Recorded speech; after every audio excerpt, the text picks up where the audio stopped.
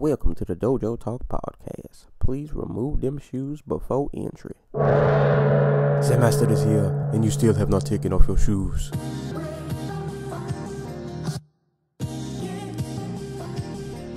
Yeah.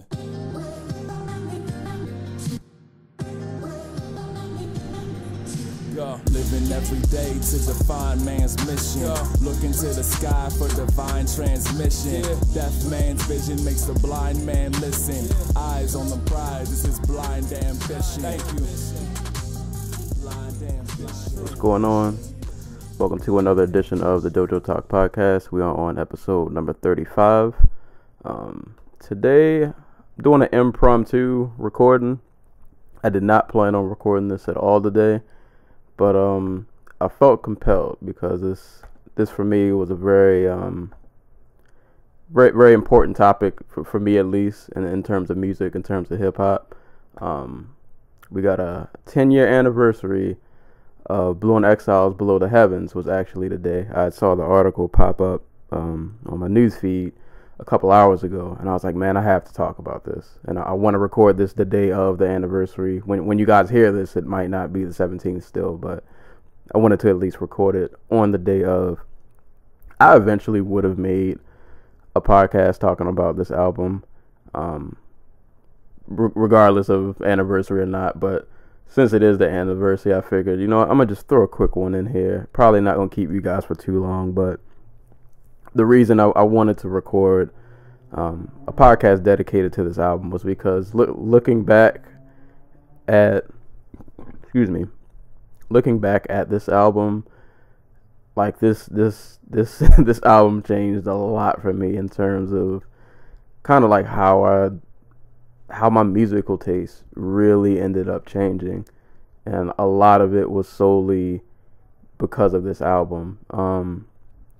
So I guess, man, I'll just start from the beginning. So this album came out, as I said, July 17, 2007. So 2007, I had just turned 18. I graduated a couple months before then. I graduated May that year. And I got my first job at Hollywood Videos. For anybody who's old enough to remember, actual video stores where you go to rent movies and games, pre Redbox era. So yeah, man, my first job was at Hollywood Videos, and I got that job I think June of that year. So I started working pretty much a month after I graduated. So I'm at Hollywood Videos making making pretty terrible money, my little $6.50 an hour or whatever. But I'm 18, it's my own money, so I'm still hyped. I get my little check, and I'm very financially irresponsible, so a lot of my money I blew just on buying albums. And I mentioned it in my last podcast because I reviewed Zero's album, but I would buy CDs in bulk, and a lot of Texas artists used to buy their albums in bulk, but I'll get to that another day. But those events kind of were around the same time. But yeah, man, I was just buying albums, just crazy, just every check, just blowing my money, buying any album I could, buying movies, buying anime, just, a bunch of stuff I didn't need that wasn't related to college, just blowing my money. And it was also around this time, man. 2007 was musically kind of a strange time because I started getting heavy into music probably around 13 years old. That was kind of when I started buying my own albums pretty consistently. It was around 13, and that was around 2001. So 2007 comes around. Obviously this is kind of around the whole Texas takeover in terms of the mainstream. It was kind of in the midst of that, but I feel around 2007 it was kind of on the downslide, and we were kind of getting into the snap era. And I just remember I've always kind of had an ear to the underground. I had a pretty musically diverse upbringing, primarily hip hop, but you know, I listened to other genres of music, and even within hip hop, like I had my ear to the underground, so I knew little bits and pieces, certain underground artists here and there. Like I knew Tech Nine, I knew all of the Texas dudes like before they blew up.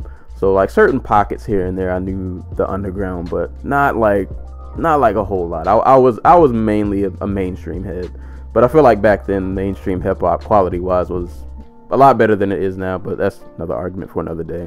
But around like 07, I started to hit that point where, you know, I'm getting a little bit older. I'm not that little kid anymore. I mean, I'm still young in the grand scheme of things, but you know, music for me, especially hip hop, was kind of getting boring. It was around when, like I said, man, we were in like the Snap era, and everybody just kind of was sounding the same, man. Like there weren't a lot of releases that were like exciting me, and I was like, man, there's got to be other, you know, there's got to be other music out there. There's got to be something else I can get my hands on, other than what I'm seeing on the radio, other than what I'm seeing on TV. So, you know, lo and behold, also around this time, I was kind of late to the whole like internet game. Like back then, people used YouTube, but I feel like we used it for like stupid stuff. You just watch pointless videos of, you know, anything. Like I feel like we weren't using social media back then like as constructive as or at least as some of us do now. But so I started diving into the world of forums.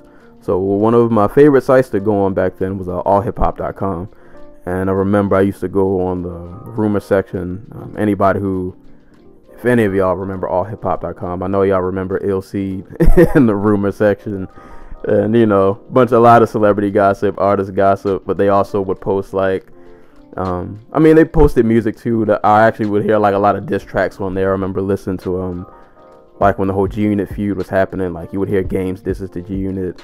G-Unit's disses to everybody. I remember like Game was beefing with Yuck Mouth, Game was beefing with Joe Budden. Like I just remember a lot of stuff from back in that time. But like when I first started getting on all hip hop, I really just strictly did it for the rumor section, and then eventually I found my way over into I think they called it the Ill Community, which is basically like a forum board. So you know, I spent a lot of time on the forum boards. You know, it's pretty interesting. A lot of it just people shooting the talk, just random stuff. But you also, of course, it's a hip hop site, so you had like your hip hop section of the forum board. So I would go on there just to see, you know, what albums are people talking about. You know, is there anything else new that I might, you know, anything else I might be missing, something I should be picking up on my radar. And one album that I constantly saw mentioned was Below the Heavens by Blu Exile. And like I would see this album mentioned so many times, and people were like, yo, this album's phenomenal, this is a classic, blah blah blah blah blah blah, you gotta listen to it, blah blah blah. And me, I'm a natural skeptic, so like normally when mass groups of people hype an album up, I'm like, it's probably okay, but y'all are probably over exaggerating, it's probably just decent. But you know, I hopped on YouTube, type in Blu Exile Below the Heavens, and I listened to just a couple tracks, and man, like that, it blew me away. It was such a breath of fresh air when I heard it. It was really soulful.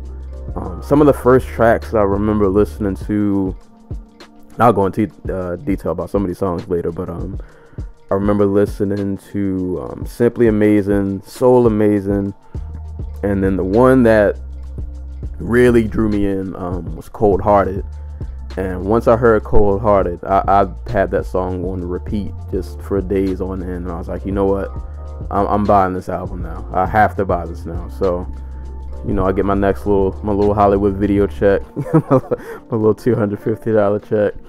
So I can't remember, I think I got it on Amazon. I think I copped it on Amazon. So I'm waiting in the mail, and then I finally get the album, and I put it on. I don't even know if I had an iPod back then. I might have still been using a CD player. I don't know. I can't remember. But I remember, man. I remember putting that album on, and I was like, dude, this album is just phenomenal. Listen, man. Like a lot of albums, it might take a few listens for them to grow on me. You know, you gotta just kind of sit with them, get used to it for a little bit. I didn't have to sit with this, man. From the second I put it on, I knew it. Like I just knew like this was the one. And when the album was over, I was like, oh no, I love this. Like I don't need to sit with this album anymore. I know I love this album. And just like I said, man, when you in that time, like I said, hip hop and the mainstream was, was really getting dominated by like the Snap era, and those were kind of like the beginnings of like the trap music days. That was kind of like when trap was first kind of really getting the push. And listening to Below the Heavens was such a contrast from everything else that was out. And it was just, Blu is a very, very, very talented, amazing MC, man. He reminded me of, I say this album in particular, Below the Heavens, he reminded me of like, kind of like Young Nas, a little different in that, I think they both share a talent of being not only just really great writers, but they're very descriptive in the way that they word things. They have a good way of like being able to put you there so you can really like vividly see what they're talking about. And I just remember hearing this album, and it was just like, it was super just relatable.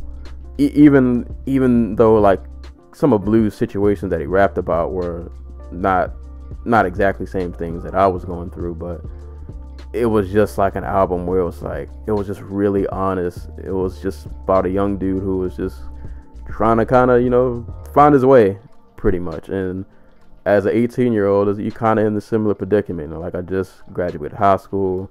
I know I got college on the horizon coming up in a few months.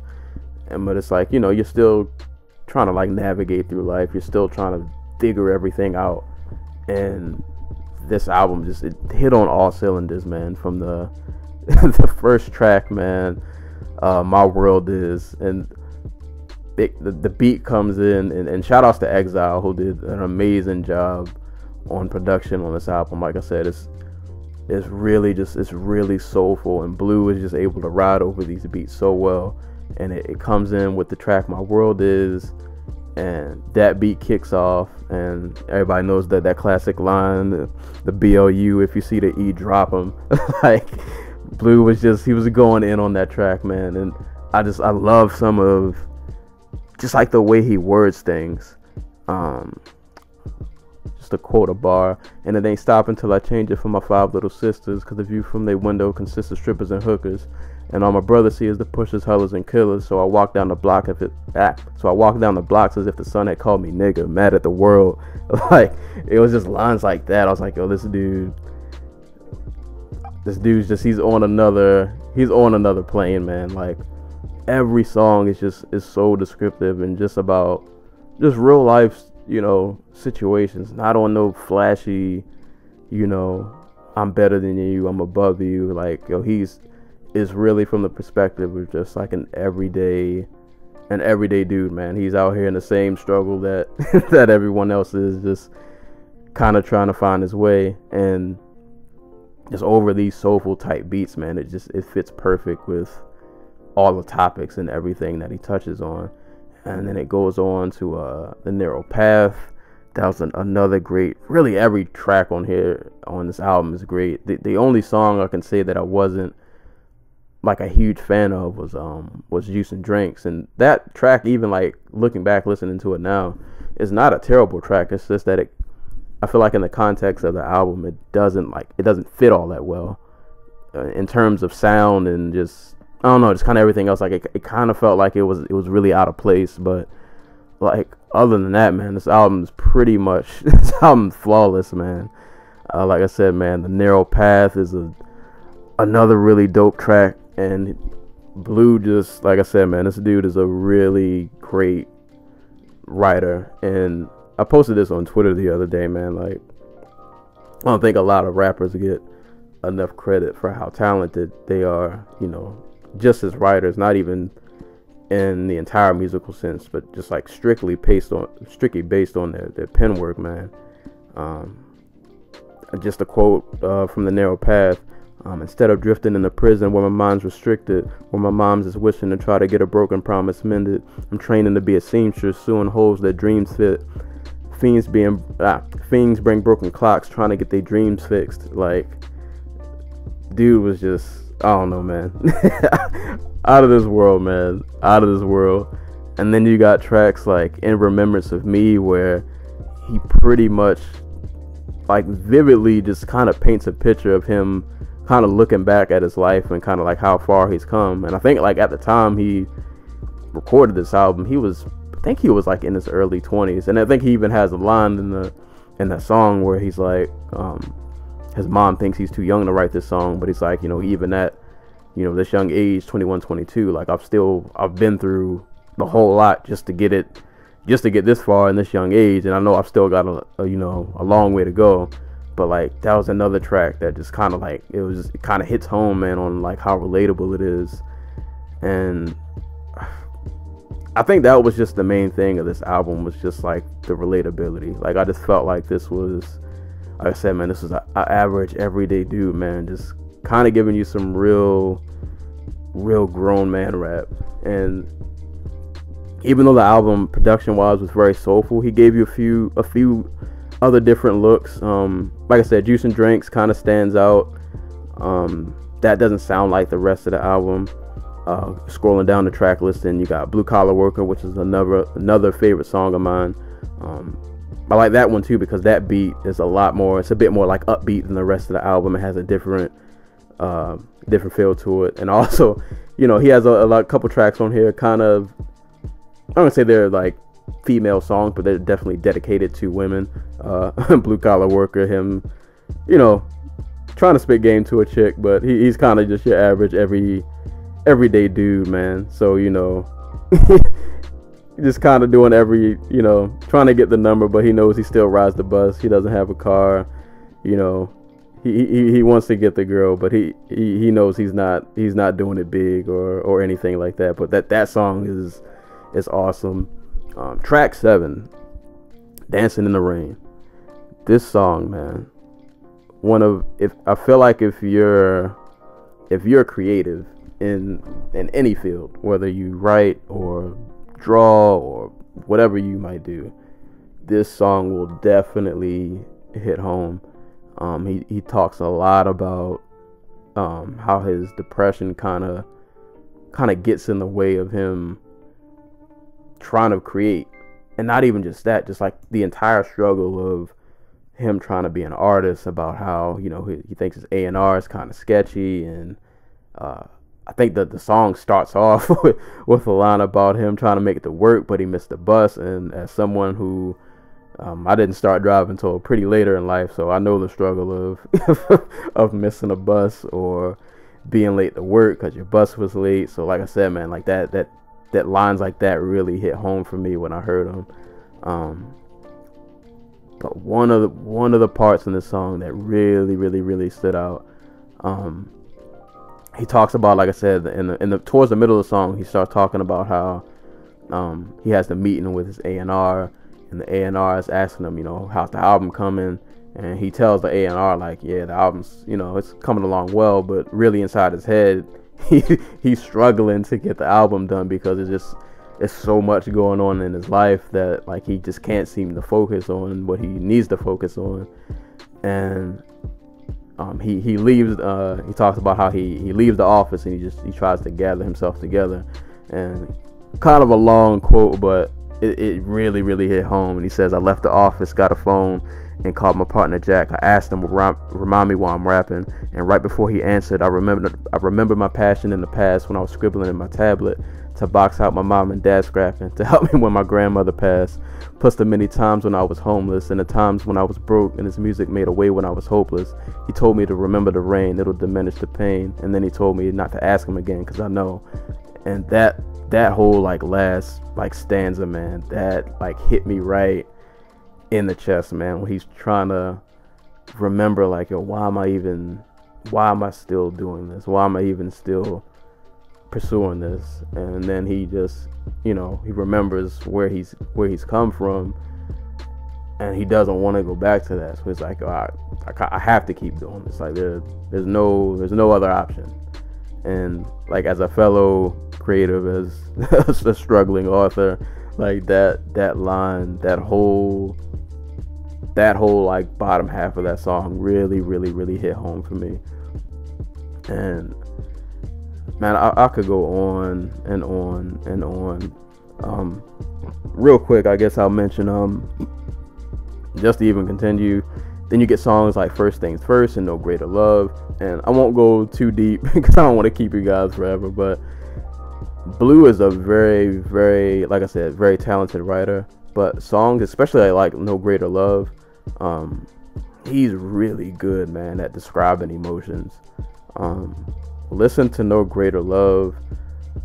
There's another song, I can't remember it off the top of my head. Blu had a mixtape called I don't even know if this was an official mixtape, but it was called Soul Amazing. Oh my god, I think the song was called Never Ending. Yeah, I'm pretty sure it's called Never Ending. You guys should definitely look up that song. Like, this Blu, when it comes to like describing emotions and feelings, and like, this dude pen game, man, on another level, man. So yeah, No Greater Love, man, nothing else said, man. It's just a really great, like, hip hop, love track, if you describe it as such. Also, I want to mention, a lot of the people that he worked with, two in particular on this album, went on to do pretty big things in the music world. On Show Me the Good Life, which was another really just raw, honest track. Aloe Black was on this one, and this was before Aloe Black made it big. This was around, I think, Aloe Black used to be in a group called Eminem. I can't remember. Was he with Exile? I can't remember. Back when he used to rap, before he, really started, singing consistently. But he had Aloe Black on this track, and like I said, this is way before Aloe blew up. And Show Me the Good Life was another really raw song where he's talking about, like I said, man, he does a great job of describing like emotions in all forms. And he talked about how he found out that his girl was saying that she might be pregnant, and then he immediately goes into like the panic stage, and he's like, man, how am I going to take care of this kid, and I'm kind of still a kid myself. And just to quote a line when he's like, how in the hell am I going to show a child how to be a man when I'm 22 without a clue on how to take a stand against the system when it's just us? I want to show him justice, but last year I was just in cuffs.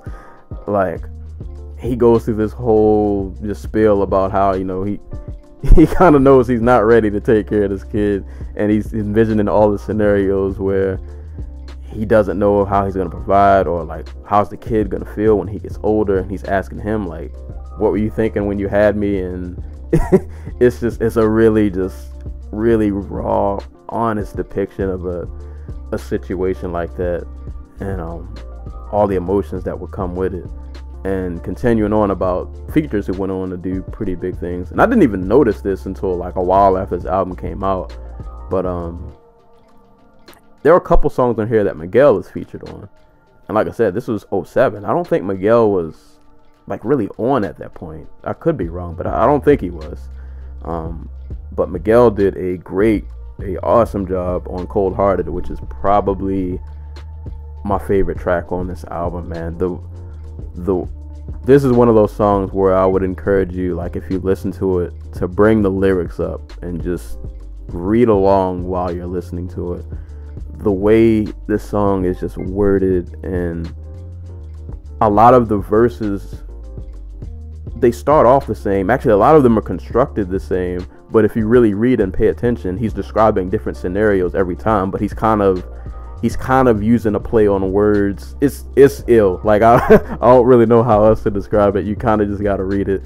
But he structures every verse kind of the same way, but even with the same words, he manages to describe different situations. And that's another song just like kind of just hit me just right in the gut, man. He says, raps fell off his tongue, numb feelings remain, the pain comes and it goes, but my wound showed the tomb that's now shelters my boy needed my help, myself not in the game heartless and young, dumb niggas with guns, fun days don't last, the last nigga to blast got shots all on his back, wrath fell on his soul, but in my soul he remains. And a lot of the verses, like they use a lot of those same words, but he's describing like a different person or a different event, but still kind of using that same structure. It's crazy. That song is just amazing, and Miguel did a really good job on the hook, and he did a really good job at the end, kind of closing the track out with his singing, man. That phenomenal song. And I guess I really could go on every song, and I just might end up doing it anyway, but Simply Amazing is another great track on here.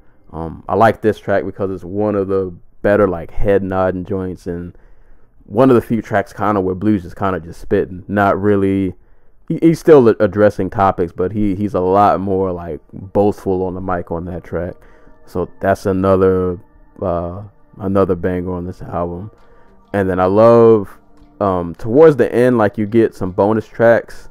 I think like the very last track is just a beat from Exile, but I love the track You Are Now in the Clouds with, and and that also features Miguel, and it's just this real, it's kind of like triumphant.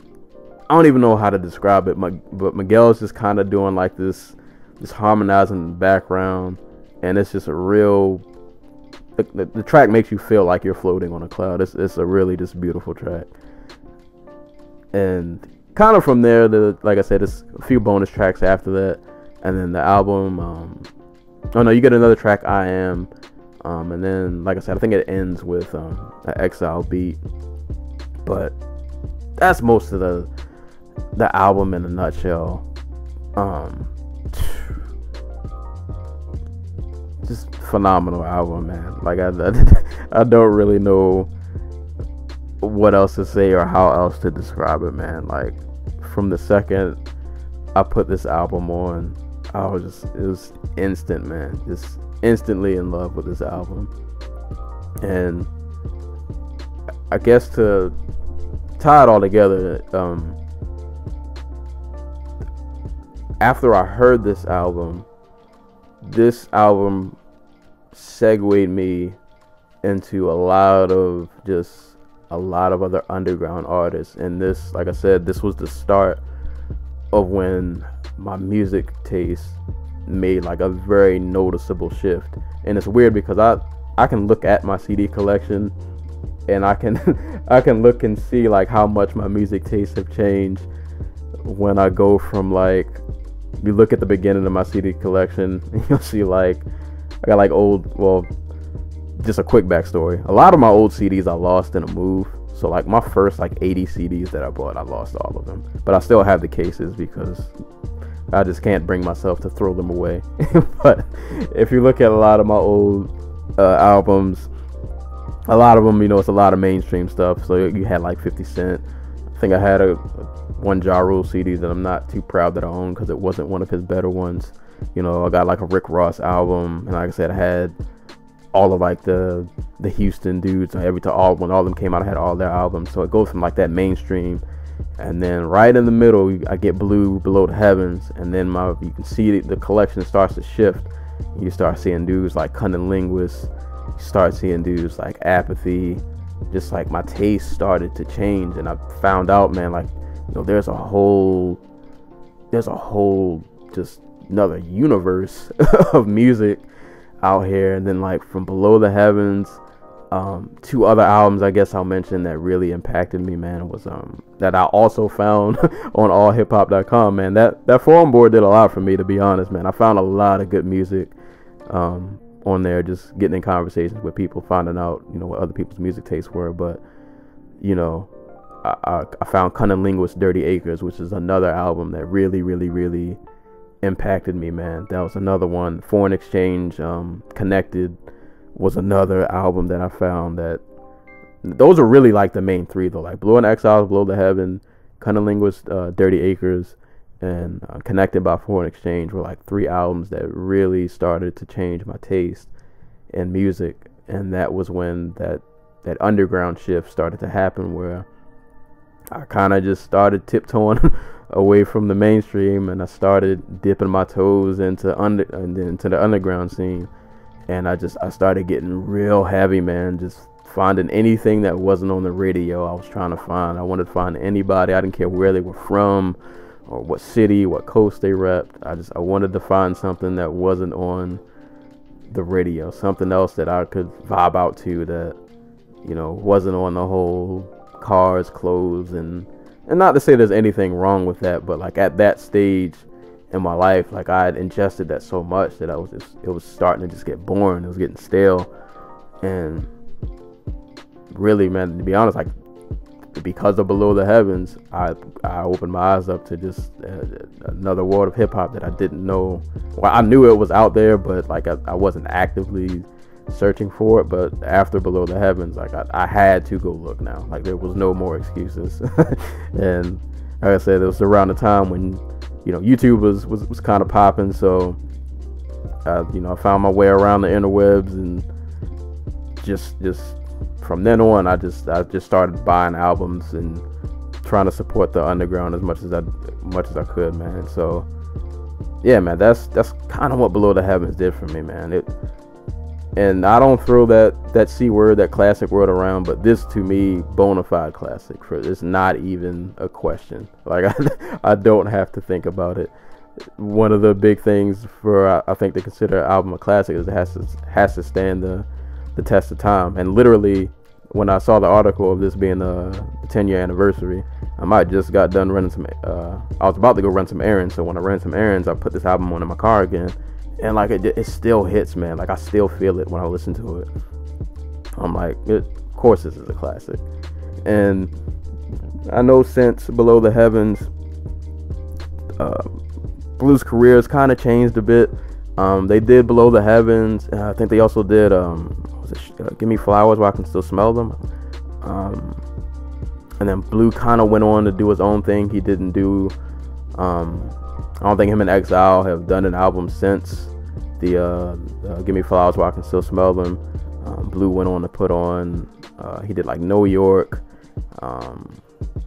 What was some other ones? You had New York. You had Titans in the Flesh with Knots. I think he did 2 albums with Knots. I can't remember the name of the other one. But his style has changed. He's gotten a lot more experimental with his sound. Some projects I've heard since then are kind of hit or miss. But I did like one of the latest ones I heard with him and Union Analogtronics with Cheetah in the City. I actually thought that was pretty dope. Very well produced album. And then he also had he had a solo album. It was a double album, and I cannot remember the name of it. I want to say it came out in like 2014. I know there was a song called The Return on there, but it was really like the album had a really like lo-fi feel to it. I don't even think I ever listened to the entire thing, but a lot of the tracks I heard had like a real lo-fi feel. But either way, man, like Blu, since Below the Heavens, I don't know if he's topped that, but it's kind of hard to top that. Like you come out of the gate with your debut and you basically drop Your Illmatic, and it's like it's kind of hard to lightning doesn't strike twice when the bar is set that high. Like it's kind of hard to put out something that's that high quality again. But regardless, he's still a talented MC. You know, I guess I've just had to come to accept that, listen, man, I might not get another Below the Heavens. That might not happen again. But I mean, he gave me that. He gave me the Johnson & Johnson album. I don't know if you guys have heard that. That's also a really great album with him and a producer named Mainframe. That I think that came out after Below the Heavens. I'm pretty sure it did. But he's gave me some really, really, really quality projects. And I mean, dude's still fairly young and still putting out music. So it's not like his career is over by any stretch. Like I said, he's still putting out music. So even though I know I'm probably not going to get another Below the Heavens, I still keep a close eye out to what he does. You know, he's still a talented dude, definitely worth keeping an eye on. But as far as Below the Heavens, man, like if you're listening and you've never heard this album, you have to give this a listen, man. If you just want some soulful, real life, just kind of grown man hip hop, Like this is something you have to listen to, man. This album it's a phenomenal listen from start to finish. And yeah, I don't know. I could go on for days and days and days, but I'm not gonna keep you guys forever. I just wanted to come through, like I said, kind of impromptu, and just kind of talk about this album and how much it affected my music taste. And yeah, man, it had a really, really, really big impact on me. So I'm thankful for this album. One of the best musical investments I've ever made, man. And I definitely cherish this album. Like, I played this CD so much that, like, my CD case of this album is kind of like broke because, like, I physically, I'm a physical collector. So back before, when I used to have my little bum car, I had to play CDs in my car because I didn't have like an aux cord or anything. So a lot of times I just bought my albums in the car. So this CD, the actual CD case of this album, is like broke because it's been in and out of my car so much and probably slammed against stuff and everything. But the CD itself still remains intact, so that's all that matters. But yeah, man, phenomenal, soulful, great, amazing album, man. So yeah, man, 10-year anniversary, Below the Heavens. Salute to Blu, salute to Exile, salute to everybody who was a part of that project, man. You guys put together something that's timeless, man. I'm pretty sure, not to go off on another tangent, but I know a lot of underground heads who just hold this album in very high regard, and I'm pretty sure 10 years after this we'll still remember like how great this album was and how much we enjoyed it. So yeah, man, just know if you were a part of this project, you created something that is timeless, man. This album it was great in 2007, it's great in 2017, it'll be great in 2027, 2037. Like, this album's never gonna not be a great listen. So, but yeah, man, that's about all for today. As far as upcoming episodes, I got I guess I'll figure out how we're tying all these fights. It was like International Fight Week. There was so many fights this past week. Not even just UFC, man. Kickboxing. There was fights everywhere. Everywhere somebody's getting kicked and punched in the face. So I'll have an episode about that. Me and my co-host will definitely cover fights soon. I just put out an episode the other day reviewing Boomerverse from Big Boy, Jay-Z's 444, and Zeros and Love Boulevard. So if you haven't heard those, check those out. Like the podcast on Facebook, just go to Facebook, type Dojo Talk Podcast, and go and click the like button. You can follow me on Twitter at Serial Sensei. I'll post links to my podcast there. As long as SoundCloud is still alive, I don't know what's going on with that situation, but podcast is on SoundCloud, also on YouTube. I've also been looking at, I might start putting these on iTunes as well, so I'm still trying to grow the audience. So yeah, man, if you like the podcast, if you like hip-hop, you like music, you like combat sports, movies, nerd stuff, give this podcast a like, share it with a friend, all that good stuff. But I said I'm not going to keep you guys for long. It's been about a good 30 plus minutes, so I'm going to go cook some food because I need to eat. But yeah, man, Below the Heavens, 10-year anniversary, amazing album. If you've never heard it, go listen to it. Just go listen to it. But till then, this has been another episode of the Dojo Talk Podcast. I am your host, Serial Sensei, and I will catch you guys later. Peace.